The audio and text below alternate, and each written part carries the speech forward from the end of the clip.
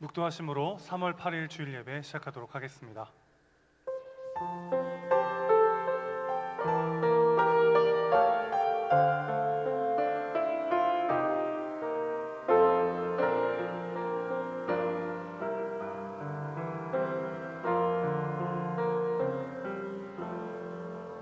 하나님 아버지, 오늘도 우리가 주님을 예배합니다. 각 가정 가운데 주님 부어주신 은혜가 가득할 수 있도록 인도하여 주시옵소서. 예수님의 이름으로 기도합니다. 아멘. 사도신경으로 우리 신앙을 고백하도록 하겠습니다. 전능하사 천지를 만드신 하나님 아버지를 내가 믿사오며 그 외아들 우리 주 예수 그리스도를 믿사오니 이는 성령으로 잉태하사 동정녀 마리아에게 나시고 본디오 빌라도에게 고난을 받으사 십자가에 못 박혀 죽으시고 장사한 지 사흘 만에 죽은 자 가운데서 다시 살아나시며 하늘에 오르사 전능하신 하나님 우편에 앉아 계시다가 저리로서 산자와 죽은 자를 심판으로 오시리라. 성령을 믿사오며 거룩한 공예와 성도가 서로 교통하는 것과 죄를 사하여 주시는 것과 몸이 다시 사는 것과 영원히 사는 것을 믿사옵나이다. 아멘. 찬송가 94장 찬양하도록 하겠습니다.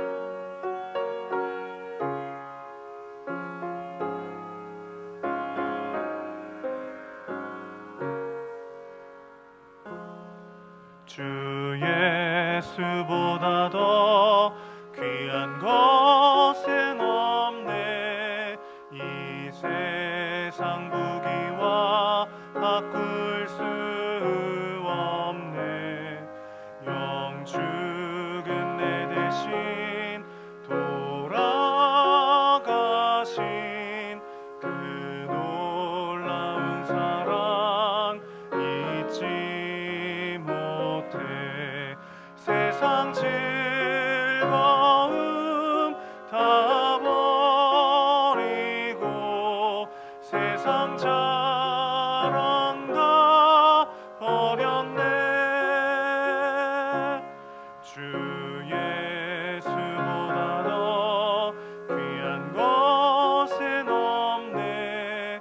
예수 밖에는 없네.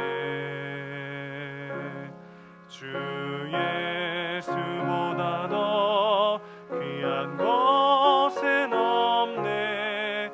이 세상 명예와 바꿀 수 없네. 이전에 즐기던 세상 일도 주 사랑하는 맘 맺지 못해. 세상 즐거움 다 버리고 세상 자랑 다 버렸네. 주 예수보다 더 귀한 것은 없네. 예수 밖에는 없네. 주 예수보다 더 귀한 것은 없네. 이 세상 행복과 바꿀 수 없네. 유혹과 핍박이 몰려와도 주 섬기는 내 맘 변치 않아. 세상 즐거움 다 버리고 세상 자랑 다 버렸네. 주 예수보다 더 귀한 것은 없네. 예수 밖에는 없네. 아멘. 이 시간 우리를 대표하여 윤병기 장로님 기도 인도하시겠습니다. 언제나 살아 역사하셔서 우리와 함께 하시기를 원하시는 주님, 오늘도 주님의 은혜 가운데 살아가게 하심을 감사드립니다. 오늘 이 시간 하나님 앞에 드려지는 이 예배와 찬송도 주님께서 기뻐 받아 주시옵소서. 잠시 잠깐 예배당을 떠나 각 가정에서 예배하고 찬양하고 기도하는 이들을 기억하여 주시고 이들을 믿음으로 지켜주시며 위기에 신음하는 당신의 백성들을 찾아가셔서 위로하여 주시옵소서. 하나님의 위로가 필요한 이들에게 긍휼을 베풀어 주시옵소서.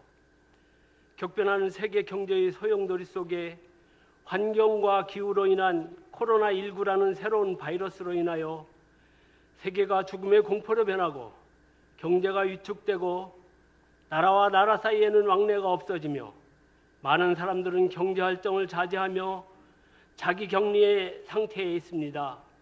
특별히 대구 경북 지역은 거리가 한산하여 더욱더 심각한 상태에 있습니다.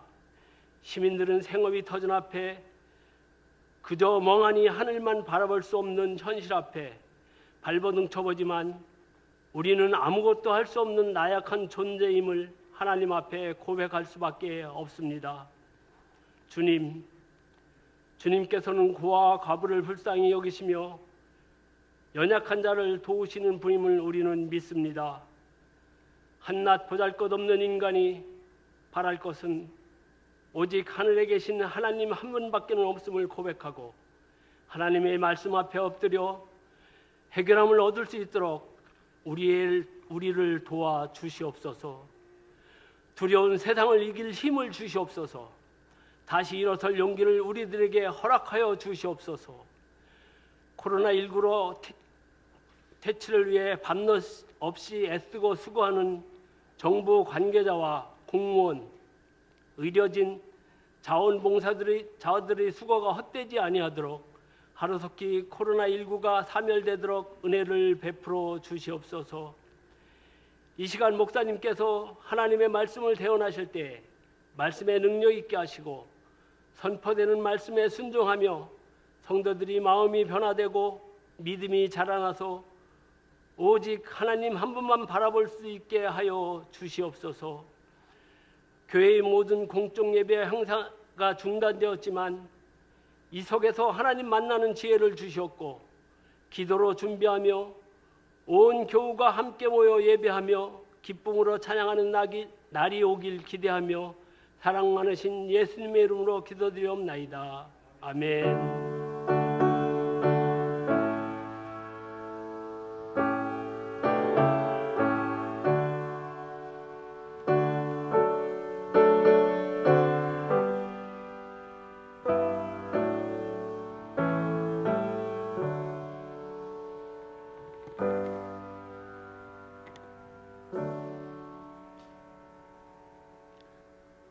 오늘 우리에게 주신 하나님 말씀 열왕기하 4장 38절에서 44절까지의 말씀입니다.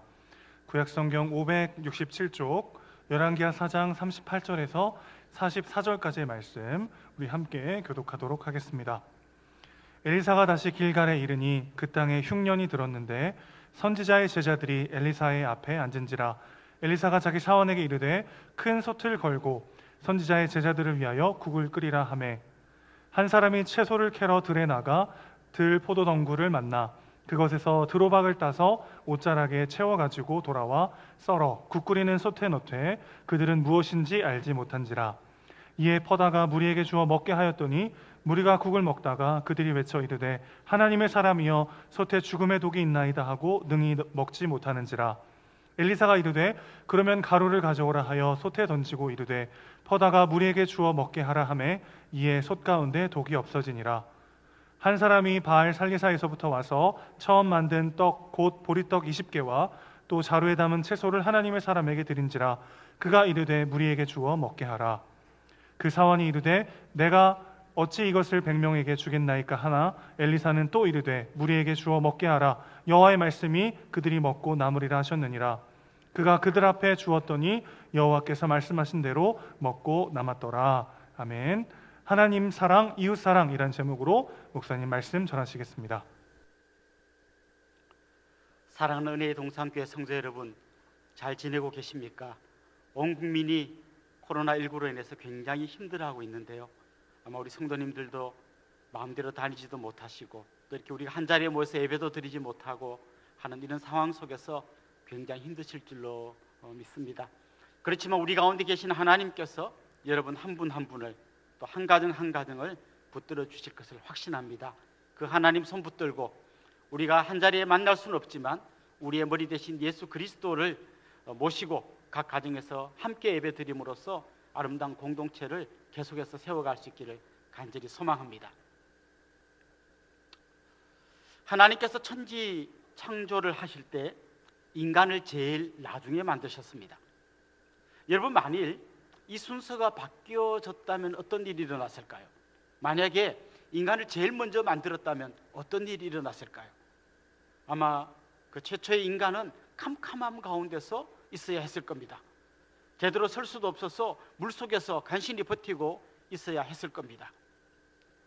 꽃 하나도 없고 풀 한 포기도 없고 나무 한 그루도 없는 황량한 땅에서 기다리고 있었어야 했을 겁니다. 그런데 놀랍게도 하나님은 이 모든 것을 다 만들어 놓은 다음에 마지막에 인간을 만드셨습니다. 요즘 오피스텔 같은 데 가보면 텔레비전, 냉장고, 세탁기 모든 가구가 다 준비되어 있고 사람은 몸만 가면 되는 그런 집들이 많이 있습니다. 하나님이 이렇게 가구 정도를 준비하신 게 아니라 온 세상을 너무나 아름답고 너무나 복된 세상을 다 만들어 놓고 맨 마지막에 인간을 만드셨습니다. 푸른 하늘과 또 맑은 시냇물, 하늘을 나는 새들과 물속을 헤엄치는 물고기, 그리고 온갖 아름다운 꽃들과 결실이 풍성한 나무들을 만들어 둔 다음에 맨 마지막에 인간을 만드신 것이죠. 그래서 에덴 동산에서는 부족한 것이 없었습니다. 모든 것이 다 완벽했고 모든 것이 다 잘 갖추어져 있었습니다. 이게 언제 깨어지게 됩니까? 인간이 범죄한 이후에 결국 이 아름다운 것들이, 이 부족함 없는 충분한 것들이 다 엉망진창으로 바뀌게 됩니다. 인간이 범죄한 이후에 제일 먼저 깨진 것은 하나님과 인간과의 관계입니다. 범죄한 이후에 아담과 하와는 동산 나무 그늘에 숨어 있었습니다. 하나님께서 물어보십니다. 아담아, 내가 어디 있느냐? 어디 있는지 몰라서 물어보신 것이 아니라 하나님으로부터 그 마음이 멀리 떨어져 있는 죄로 인해서 타락한 한 인간의 모습을 하나님은 보고 계셨던 거죠. 이렇게 하나님과 인간과의 관계가 깨어집니다. 결국 나중에는 에덴 동산 밖으로 쫓겨나기까지 하죠. 그 다음으로 깨진 게 뭔가 하면 사람과 사람 사이, 인간과 인간 사이의 관계도 깨어지게 됩니다. 범죄한 이후에 하나님께서 아담에게 물어보십니다. 왜 너 그걸 먹었느냐? 책망할 때 아담은 그렇게 말했습니다. 하나님께서 만들어서 내게 주신 그 여자, 바로 이 여자가 먹으라고 해서 먹었습니다. 한때는 가장 사랑하고 가장 좋아했던 여인, 이는 내 뼈 중에 뼈요 살 중에 살이라고 했던 그 여인을 향해서 모든 자기의 죄를 다 뒤집어 씌우는 그런 모습을 보여줍니다. 결국 나중에는 아담 하와 사이에서 태어난 가인이 자기 동생 아벨을 죽이는 끔찍한 일도 일어나게 되죠. 범죄한 이후에 인간과 인간 사이가 이렇게 산산이 깨져버린 것입니다. 이게 끝이 아닙니다.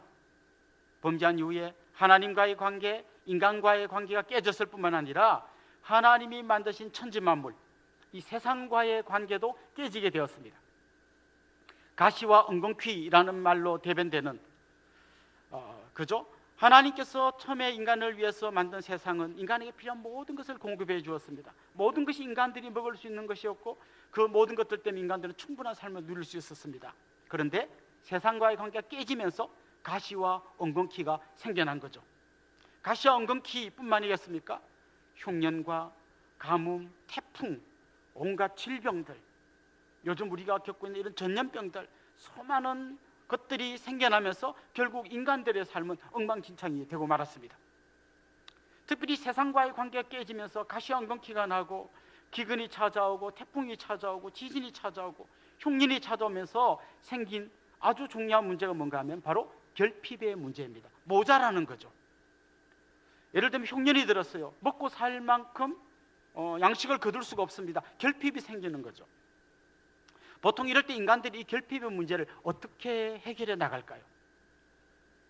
보통 이렇게 해결합니다.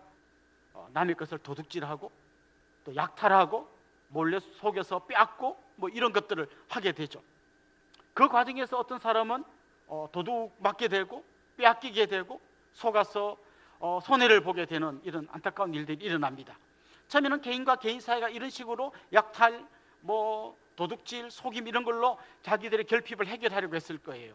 그런데 시간이 지나면서 사람들이 머리를 씁니다. 우리 힘을 모아서 옆 동네 걸 훔쳐오자, 옆 동네 걸 뺏어오자. 이렇게 점점 발전하다가 나중에 어떻게 됐을까요? 결국은 나라가 나라를 침략해서 한 나라를 약탈하는 겁니다. 그 나라의 것을 다 빼앗아오고 또 그 나라 사람들을 잡아서 종으로 삼아서 노동력을 착취하는 겁니다. 결국 인간들은 결핍의 문제를 이런 방식으로 해결해 가려고 했던 거죠. 물론 이 과정에서 수많은 사람들이 희생당하고 더 큰 어려움을 겪는 건 너무나 당연한 거겠죠. 특별히 20세기에 와서는 이 문제, 결핍의 문제를 해결하려고 하는 인간의 노력들이 크게 두 줄기로 갈라지게 되는데요. 하나는 자본주의이고 하나는 공산주의입니다. 자본주의 경제 속에서는 어떤 문제가 생겨납니까? 가진 자가 더 많이 갖게 됩니다. 돈이 돈을 계속 만들어냅니다. 자본이 자본을 더 만들어냅니다. 그러다 보니까 부자는 계속 부자가 되고 가난한 사람은 더 가난해지는 부익부 빈익빈 현상이 생기게 됩니다. 근본적으로 이 결핍의 문제가 완전히 해결되지 않죠. 여기에 분노한 많은 사람들이 공산주의를 만들었습니다. 이거 잘못됐다. 우리 같이 벌어서 같이 먹고 살자. 특별히 저 자본가들이 갖고 있는 걸 다 빼앗아 가지고 우리 같이 나누고 이제부터는 같이 벌어서 같이 먹고 살자. 어떻게 됐습니까? 이미 역사가 말해준 것처럼 공산주의는 실패했습니다. 똑같이 벌어서 똑같이 먹고 살자. 구호는 좋았지만 열심히 일한 사람이나 빈둥빈둥 놓은 사람이나 똑같이 얻는다고 했을 때 인간들의 노동의 의욕이 상실되면서 같이 못 살게 돼버린 거죠. 결국 공산주의 실패했습니다. 자본주의는 부익부 빈익빈 문제로 실패한 거라면 공산주의는 인간의 타락한 본성을 제대로 헤아리지 못해서 결국 실패한 거죠. 하나님 없이 인간이 만들어낸 어떤 방법도 이 결핍의 문제를 해결해 주지 못합니다. 왜 그럴까요? 다시 처음으로 한번 돌아가 봅시다. 왜 이 결핍의 문제가 생겼을까요? 세상과 인간과의 관계가 깨진 데서부터 시작되었습니다. 그럼 이게 왜 깨졌죠? 그 전에 하나님과의 관계가 깨졌고 사람과 사람 사이의 관계가 깨졌기 때문에 결국 세상과 인간 사이의 관계가 깨졌고 그것 때문에 결핍이 왔고 그로 인해서 많은 사람이 고통을 당하게 되는 거죠. 결국 이 문제를 해결하려면 다시 근본으로 돌아가야 됩니다. 하나님과 인간 사이가 회복되어야 하고 깨어진 인간과 인간 사이의 관계가 회복되어야 하는 거죠. 그게 결국은 우리 인간이 겪고 있는 수많은 왜곡과 결핍의 문제를 해결할 수 있는 가장 중요한 열쇠가 되는 것입니다. 하나님과의 관계를 회복하고 인간과의 관계를 회복하는 것, 이것을 우리가 익숙하게 들었던 말로 바꾸자면 바로 하나님 사랑, 이웃 사랑인 것입니다. 하나님 사랑과 이웃 사랑이야말로 왜곡된 이 인간 세계에 있는 여러 가지 경제적인 불평등과 모든 결핍의 문제를 해결하는 유일한 열쇠인 것입니다. 오늘 본문에 보면 아주 짧은 두 가지 이야기가 나옵니다. 첫 번째 이야기는 선지자 엘리사가 길갈이라는 곳에 갔는데 그 동네에 흉년이 들었습니다. 먹을 게 모자라서 굉장히 고통을 겪고 있었습니다. 엘리사 선지자가 큰 솥을 걸어라. 그리고 이 국을 끓여서 우리 같이 먹자. 이렇게 처음 시작이 좋았는데요. 여기에 이제 국에 여러 가지 재료가 들어가야 되는데 넣을 수 있는 재료가 마땅히 없는 겁니다. 그래서 한 사람이 나가서 들에 나가서 들호박을 따다가 그걸 솥에 넣었습니다. 평소 같으면 먹을 수 없는 것인데 하도 먹을 게 없다 보니까 이거라도 우리 먹자 하고 갖다가 넣은 것 같아요. 우리나라도 그렇지 않습니까? 옛날에 먹을 게 없을 때는 정말 요즘 사람들이 상상할 수 없는 것들을 많이 먹었습니다. 뱀도 잡아먹고 개구리도 잡아먹고 메뚜기도 잡아서 볶아 먹었습니다. 우리 아버님 세대만 해도 소나무 껍질을 벗기고 나면 그 안에 있는 그 소나무 속살, 그 껍질을 벗겨서 먹은 이야기를 많이 들었습니다. 또 막걸리 만들고 남은 그 술찌꺼기, 그 쌀로 된 그 술찌꺼기를 먹고 아이들이 막 술이 취해서 비틀거렸다는 얘기도 들어보았습니다. 먹을 게 없으면 평소에는 손도 대지 않던 걸 사람들이 그거라도 한번 먹어보려고 하는 거죠. 오늘 본문의 이야기도 그런 것 같습니다. 평소 같으면 손도 안 댔을 못 먹는 들호박을 따다가 넣은 거죠. 그리고 이제 막 식사를 하려고 하다 보니까 사람들이 소리를 지릅니다. 선생님, 여기에 독이 들었습니다. 이거 먹으면 우리 죽습니다. 그런 이야기가 오늘 본문에 소개됩니다. 어떻게 이 문제가 해결됩니까? 엘리사가 가루를 가져오라 해가지고 그 가루를 그 국에 넣으면서 해독을 시키고 이 국이 먹을 수 있는 국으로 바뀌게 된다는 게 오늘 본문에 나온 첫 번째 이야기입니다. 두 번째 이야기는 이런 겁니다. 선지자의 제자 중에 한 명이 첫 추수한 걸 가지고 보리로 된 떡, 보리떡 20개를 만들어서 엘리사 선지자에게 가지고 왔습니다. 참 귀한 거죠. 엘리사 선지자가 이 떡을 혼자 먹지 않고 여기 있는 우리 선지자 제자들 100명하고 같이 나눠 먹자. 그때 사람들이 이야기합니다. 선생님, 떡이 20개밖에 없는데 100명이 어떻게 이걸 먹을 수 있습니까? 그때 선지자가 이렇게 말하죠. 하나님께서 이 떡이 먹고도 남을 거라고 하셨다. 그러니까 나눠줘라. 근데 진짜 나눠줬더니 그 100명이 다 먹고도 남았다. 이런 이야기가 오늘 본문에 나옵니다. 이 두 가지 이야기가 같이 나오죠. 사실 오늘 이 두 본문의 이야기는 언뜻 읽다 보면 이런 생각이 듭니다. 마치 무슨 요술방망이를 두드리면 문제가 해결되는 것처럼 엘리사가 와가지고 뭐 이런 문제가 있습니다. 뚝딱 해결해주고 저런 문제가 있습니다. 뚝딱 해결해주는 이야기처럼 보입니다. 우리가 얼른 본문을 읽다 보면 오, 엘리사 대단하네.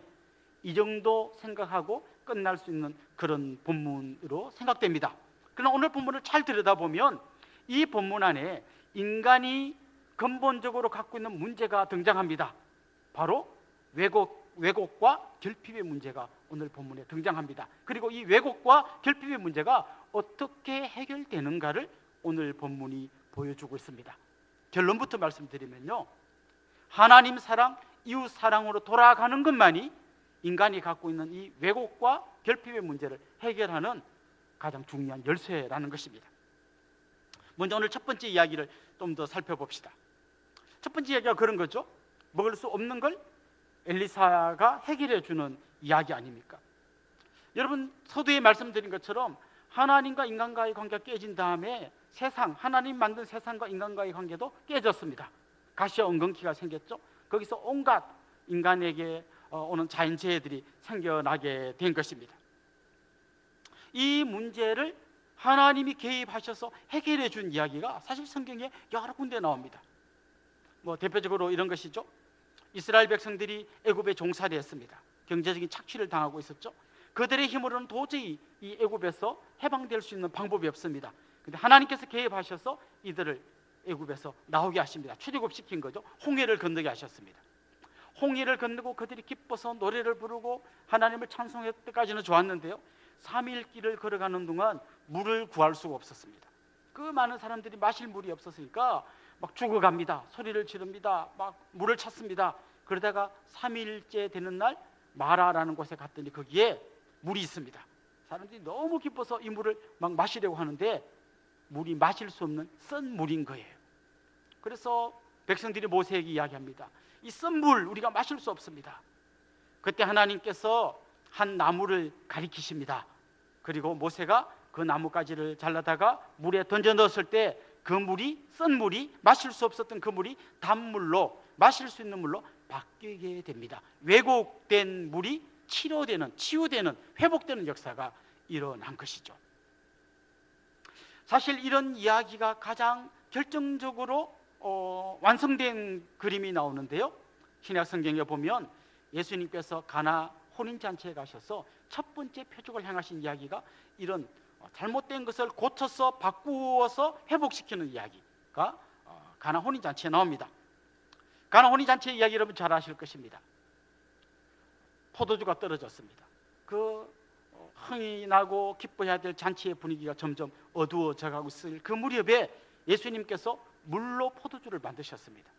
여기에 나오는 물은 아주 깨끗한 생수라기보다는 손발을 씻는 허들의 물입니다. 이 허들의 물로 최고급 포도주를 만든 것입니다. 완전히 다른 걸로 바꾸어 버린 것이죠. 그래서 지금 이 가나의 혼인잔치의 이야기는 단지 물이 포도주 된 신기한 사건으로 끝나는 게 아니라 예수님께서 오셔서 어떤 일을 하실지를 보여준 아주 중요한 사건인 것입니다. 예수님이 하실 일이 바로 이런 일이라는 거죠. 왜곡되어 있는 것을 고쳐서 아주 새로운 것, 가장 좋은 것으로 바꾸겠다는 거죠. 인간이 갖고 있는 질병과 가난과 대인관계 속에서 오는 소외와 왕따, 이 수많은 문제들을 예수님이 다 갖고 오셔서 그거를 완전히 새로운 걸로 바꾸어 버리시는 것입니다. 시각장애자들이 눈을 뜨게 되었습니다. 지체장애들이 일어나서 걷게 되었습니다. 사람들에게 손가락질 당하던 세리가 예수님의 친구가 되었습니다. 정말 더러운 여자라고 사람들에게 내침을 당하던 창녀가 거룩한 하나님의 딸로 바뀌게 된 겁니다. 그래서 어두운 절망 가운데 있던 사람들이 같이 하나님 나라의 잔치에 참여하여 기뻐하고 행복해하는 것이 예수님께서 오셔서 이 땅 가운데서 행하신 일입니다. 이 가나의 혼인잔치는 마치 연극을 시작할 때 옛날에 우리 보면 이렇게 징을 치는 거 있지 않습니까? 우리 한국 연극 같은 거 할 때 보면 징을 꽝 친 다음에 연극이 시작됩니다. 마치 예수님께서 징을 치는 것 같아요. 앞으로 나는 이런 일을 할 것이다. 나는 허들의 물을 가지고 포도주를 만들듯이 정말 병들고 가난하고 소외되고 사람들에게 손가락질을 당하는 이 모든 왜곡된 것을 고쳐서 가장 아름답고 거룩한 것으로 바꾸고 그들 모두가 거룩한 하나님 나라의 잔치에 참여하게 하는 나는 이런 일을 할 것이다 하고 마치 징을 치는 것과 같은 그런 사건인 거죠. 다시 거꾸로 가자면 오늘 본문에 나타난 이 국에 든 독을 고치는 이 이야기가 예수님의 가나 혼인잔치에 와서 완성되고 그건 결국 우리 인간들이 갖고 있는 모든 어두운 이런 왜곡된 잘못된 것들이 하나님 안에서 하나님이 보내주신 예수 그리스도 안에서 완전히 새롭게 회복되고 고쳐줄 것을 이야기하는 거라는 것이죠. 오늘 두 번째 나온 이야기도요, 결국 가만히 보면 비슷한 이야기입니다. 오늘 두 번째 나오는 이야기가 갖고 있는 가장 큰 문제는 결핍입니다. 먹을 게 있긴 있어요. 그런데 모자랍니다. 20개밖에 안 되는데 100명이 먹어야 되는 거죠. 이 결핍이 하나님의 개입으로 해결된 이야기가 오늘 본문에 나옵니다. 오늘 본문을 읽다 보면 여러분 머리에 떠오르는 한 사건이 있을 겁니다. 바로 오병이어의 기적입니다. 보리떡 5개와 물고기 2마리로 5,000명이 먹고 12광줄이나 거둔 감격의 이야기가 성경에 나옵니다. 결국 오늘 본문의 이야기가 비춰주는 사건은 오병이어의 사건입니다. 이 오병이어의 사건이야말로 예수님께서 이 땅 가운데 오셔서 행하신 정말 대표적인 일이 뭔지를 보여주는 하나의 사건이었습니다. 그것도 단면만 보면, 겉으로만 보면 그냥 배고픈 사람 밥 먹여준 이야기로 끝나는 것처럼 보이지만 사실 예수님은 그 기적을 행하시면서 아주 중요한 선포를 하셨습니다. 나는 생명의 떡이다. 나는 생명의 떡이다. 지금 너희들이 먹고 있는 이 떡 갖고 잠시 배고픔을 해결할 수 있을지는 모르지만 이런 모든 결핍과 왜곡의 문제가 어디서부터 왔나 하면 인간이 하나님으로부터 분리되고 하나님과의 관계가 깨진 데서부터 왔는데 나는 이 근본적인 문제를 해결하기 위해서 온 생명의 떡이다라는 것을 보여주신 사건이었던 거죠. 결국 예수님이 말씀하신 생명의 떡이다라는 말이 무슨 의미인지가 점차 선명해지는데요, 예수님 최후의 만찬 때 떡을 떼서 제자들에게 나눠주시면서 말씀하셨습니다. 이 떡은 바로 너희를 위해서 찢어주는 내 살이다. 이 포도주는 너희를 위해서 쏟는 나의 피다라고 말씀하지 않았습니까? 결국 예수님이 보여주시려고 했던 이 떡 이야기는, 예수님이 생명의 떡이라고 말씀하셨던 이 말의 진짜 의미는 예수님을 통해서 정말 결핍의 문제가 껍데기로만 해결되는 것이 아니라 가장 근본적인 문제, 하나님과 인간의 깨진 이 관계가 완전히 회복되는 데까지 나아가야만 진짜 인간이 갖고 있는 결핍의 문제가 해결될 수 있다는 걸 보여주신 것이죠. 그리고 그 문제를 해결하는 마지막 클라이막스가 뭡니까? 바로 예수님께서 십자가에 달리셔서 진짜 자기 살을 찢어주시면서 생명의 떡이 되어주신 것입니다. 성경에 나온 표현대로 화목 제물이 되어주신 거죠. 보통 신과 인간이 서로 불편할 때 화목 제물로는 짐승을 바칩니다. 그리고 아주 극단적으로는 인간을 바치죠. 우리나라 전래 동화에도 보면 심청전 같은 데 보면 용왕이 화가 났다고 해서 아가씨를 바치지 않습니까? 화목 제물은 신의 노여움을 달래기 위해서 인간이 짐승을 바치거나 사람을 바치는 겁니다. 그런데 놀랍게도 하나님께서 우리 인간과 화목하기 위해서 자기 아들을 내주신 거예요. 인간이 신을 위해서 화목 제물을 바친 게 아니라 하나님이 인간을 위해서 화목 제물을 내주신 거예요. 그분이 바로 예수님이십니다. 그 예수님이 오셔서 우리 인간이 경험하고 있는 모든 결핍과 왜곡의 문제를 해결해 주시겠다고 하신 것이죠. 그게 오늘 본문이 이야기하는 거고, 좀 더 선명하게 오병이어가 이야기하는 거고, 예수님이 말씀하신 생명의 떡이고, 마침내 십자가에서 자기 살을 찢어주신 바로 이 이야기인 것이죠. 그래서 오늘 본문에 나오는 이 두 이야기는 아주 희미하긴 하지만 예수님께서 행하신 첫 번째 기적과 예수님의 마지막 클라이막스인 십자가 사건을 희미하게 보여주는 사건이라고 할 수 있습니다. 그리고 오늘 본문들이 이야기해주는 내용이 뭡니까?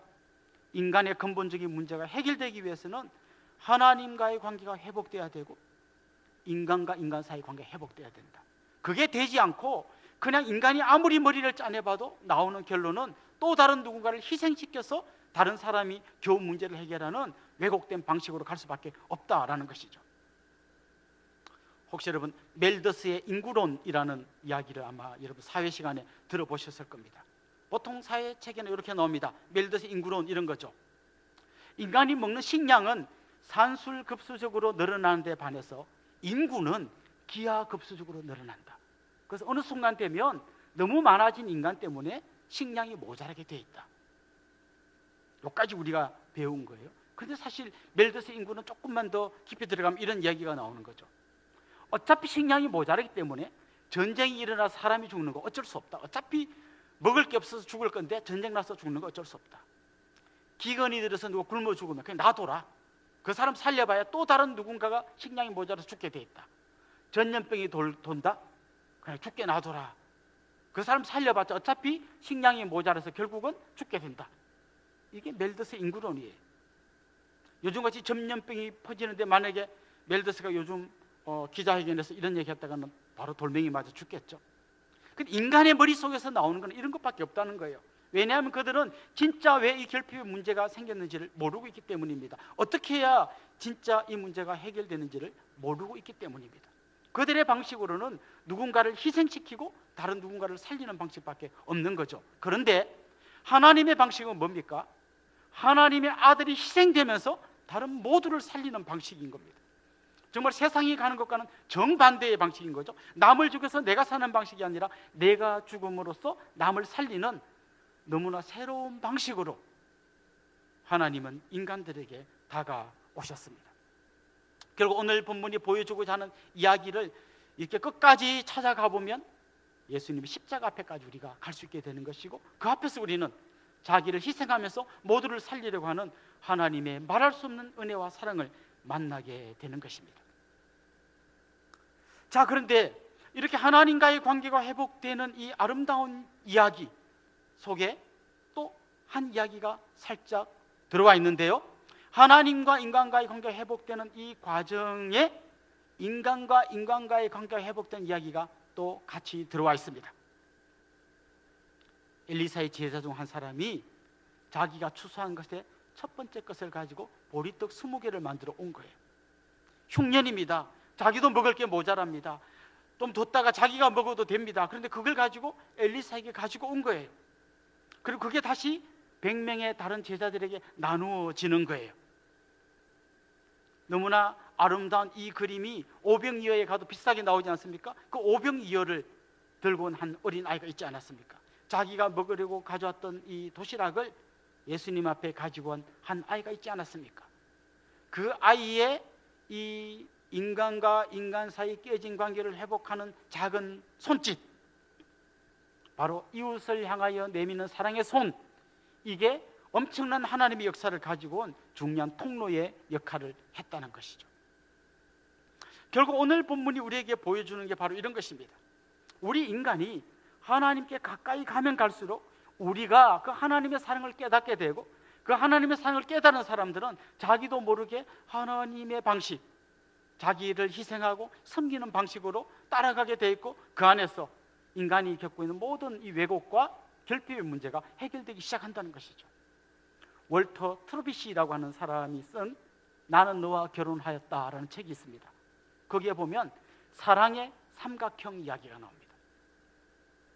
이 삼각형 꼭지점 제일 위에 하나님이 있습니다. 이쪽 편에 남편이 있습니다. 이쪽 편에 아내가 있습니다. 그건 이렇게 이야기합니다. 남편과 아내가 서로 가까워지는 가장 아름다운 방식이 뭔가 하면 모두가 하나님께로 가까워지는 겁니다. 남편은 남편대로 하나님께로 가까워지고 아내는 아내대로 하나님께 가까워지다 보면 두 사람 사이가 가까워진다는 거예요. 인간과의 깨진 관계가 회복되는 길은 각자가 하나님께로 가까이 갈 때, 그래서 정말 우리를 위해 자기를 내주신 그리스도의 사랑을 깨달을 때 인간과 인간과의 깨진 관계가 회복되는 겁니다. 마찬가지로 인간과 세상이 깨진 관계 때문에 겪는 이 모든 결핍과 왜곡의 문제도 우리가 하나님께로 가까이 갈 때, 그리고 인간을 위해서 자기를 내주신 그리스도의 사랑을 알아갈 때, 우리도 남을 밟아서 내가 살려는 방식이 아니라 나를 내주고 나를 희생시키고 내가 섬김으로써 다른 사람을 살리려고 하는 아름다운 관계로 나아가게 된다는 것이죠. 바로 오늘 본문은 그 아름다운 이야기를 보여주는 약간의 희미한 불빛인 것입니다.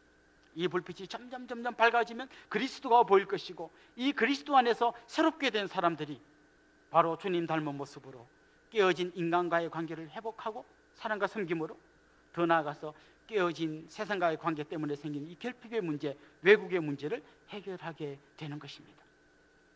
지금 우리나라는 코로나19로 인해서 굉장히 큰 위기를 맞고 있습니다.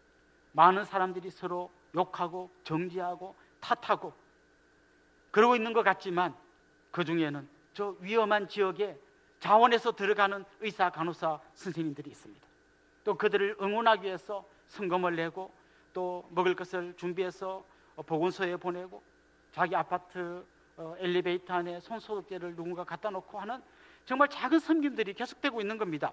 결국 우리 국가적으로 맞은 이 위기는 누구를 원망하고 탓하고 다른 사람을 정오함으로 해결되는 것이 아니라 정말 우리 모두가 하나님 바라보며 하나님께로 돌아가야 할 뿐만 아니라 그 하나님께서 보여주신 아름다운 방식, 자기 아들을 내주신 방식, 아들을 화목제로 내주신 방식, 그리고 그 아들이 자기 몸을 생명의 떡으로 바쳐서 갈갈이 찢어서 우리를 살리신 이 사랑과 섬김의 방식으로 한 사람 한 사람이 사랑의 손길을 내밀 때 이 국가적인 위기도 해결되게 될 줄로 믿습니다. 멜더스가 가장 사탄적인 방식을 제안했다면 우리 그리스도인들은 가장 성경적인 방식, 예수님 닮은 방식으로 이 위기를 이겨내고 여러분 가족 모두가 하나 될 뿐만 아니라 힘든 이웃에게 한 번 더 손을 내밀어주는 그런 복된 삶을 살아가실 수 있기를 주님의 이름으로 축원합니다. 기도드리겠습니다. 참 좋으신 우리 하나님 아버지, 여러 가지 힘들고 어려운 상황 속에서 하나님의 말씀 앞으로 저희들이 돌아가기를 소망합니다.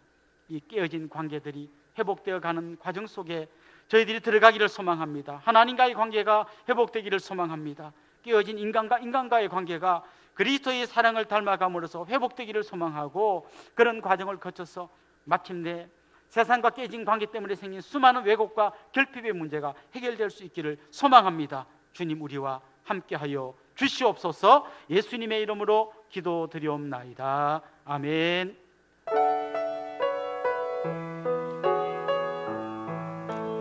말씀을 생각하며 함께 찬양하도록 하겠습니다.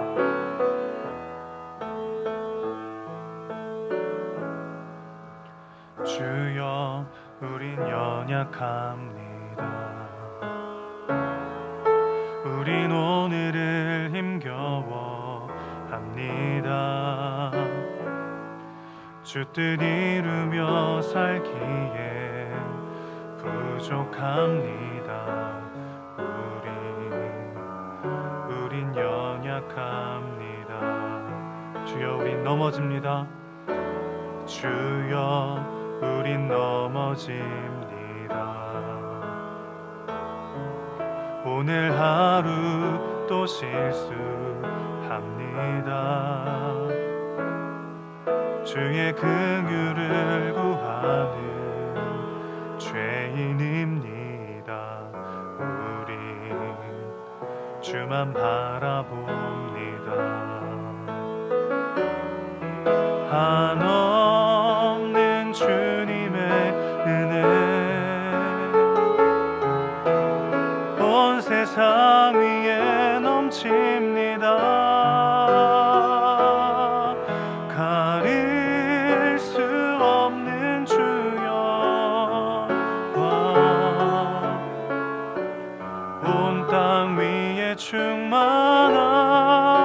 충만합니다.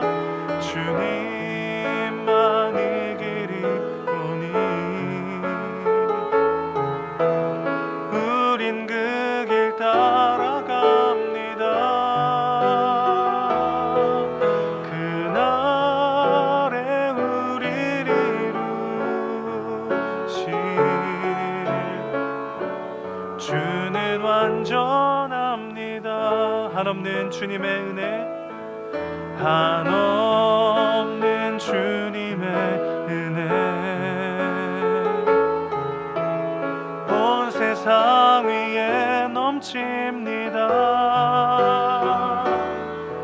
가릴 수 없는 주 영광, 온 땅 위에 충만합니다. 주님만이 길이 오니 우린 그 길 따라갑니다. 그날에 우리를 이루실 주는 완전합니다. 그날에 우리를 이루실, 그날에 우리를 이루실 주는 완전합니다. 말씀을 기억하며 함께 기도하도록 하겠습니다. 하나님 없이 인간이 만들어내는 그 어떤 방법도 결핍의 문제를 해결할 수 없습니다.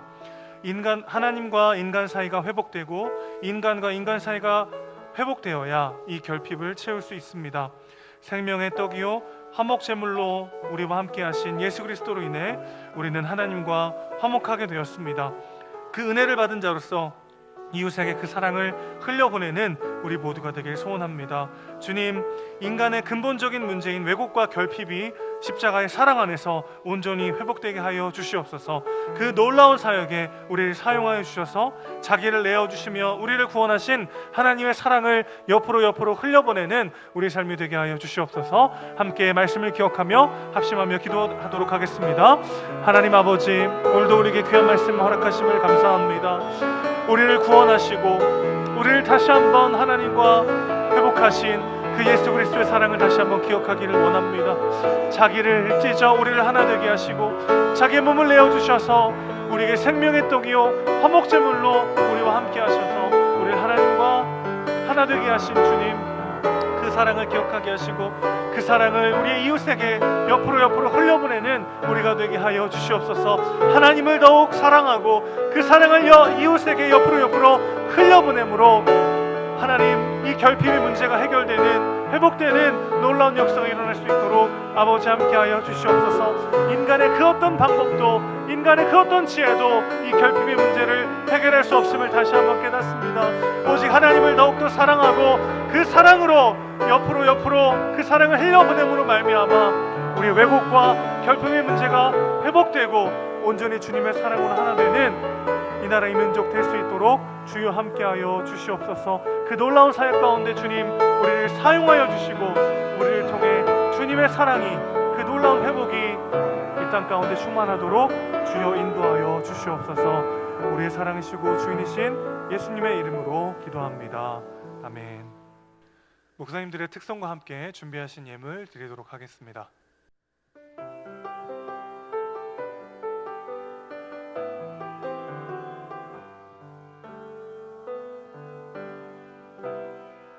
모든 상황 속에서 주를 찬양할지라.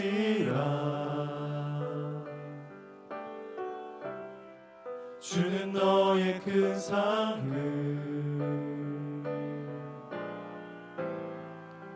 큰 도움이시라. 주의 얼굴 구할 때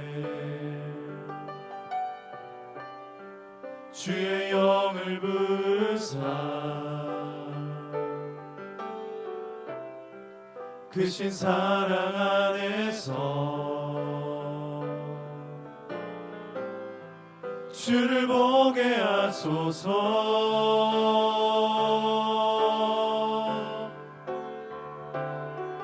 내 영혼이 확정되고 확정되어 싸우니 믿음의 눈 들어 주를 바라봅니다. 내 영혼이 확정되고 확정되어 싸우니 믿음의 눈 들어 주를 바라봅니다. 주를 찬양할 때 주의 나라 이미 임했네. 주의 영원한 나라 보게 하소서.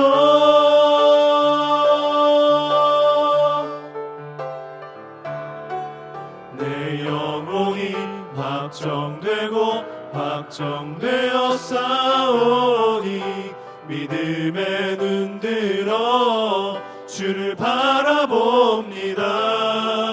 내 영혼이 확정되고 확정되어 싸우니 믿음의 눈 들어 주를 바라봅니다.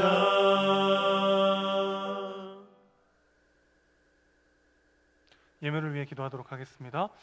모든 상황 속에서도 주님을 찬양하고 예배하겠습니다 고백하며 주님께 귀한 예물을 드립니다. 하나님, 드린 손길을 축복하시고 어떤 상황과 환경 속에서도 일하고 계시고 우리에게 은혜 내려주시는 하나님을 경험할 수 있도록 주여 인도하여 주시옵소서. 하나님, 드린 예물을 흠양하시고 하나님의 나라와 교회를 위하여 귀하게 사용하여 주시옵소서. 예수님의 이름으로 기도합니다. 아멘.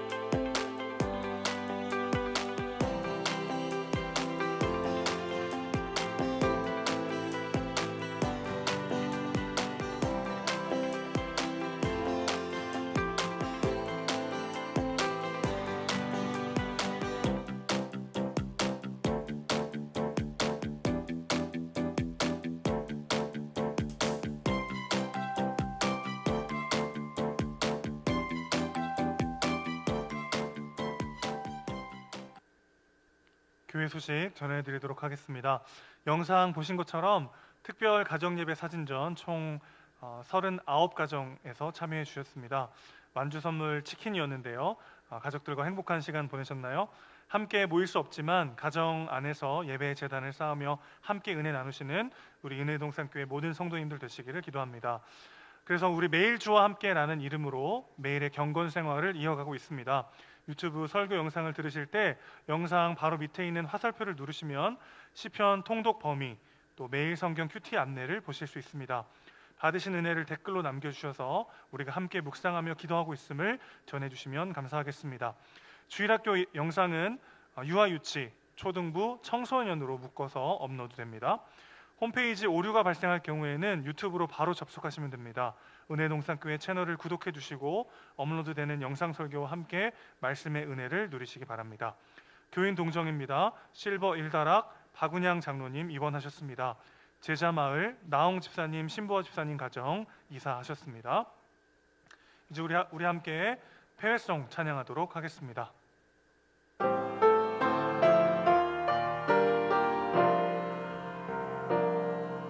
너는 마음을 다하고 내 뜻을 다하여 주를 사랑하라. 내 자녀들에게 그 길을 가르쳐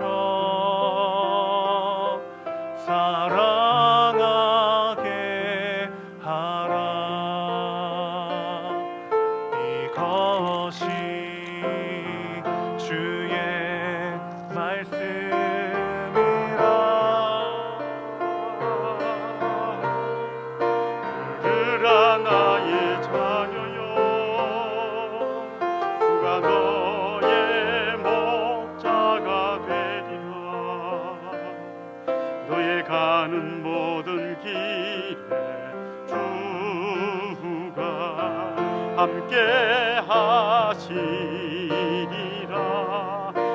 들으라 나의 자녀여, 내가 복이 되기 원하노라. 주의 명령을 지켜 행하며 주를 사랑하라.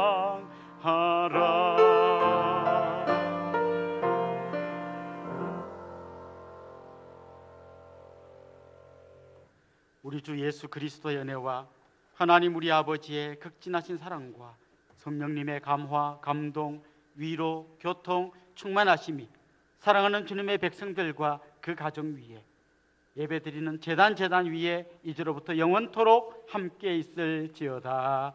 아멘.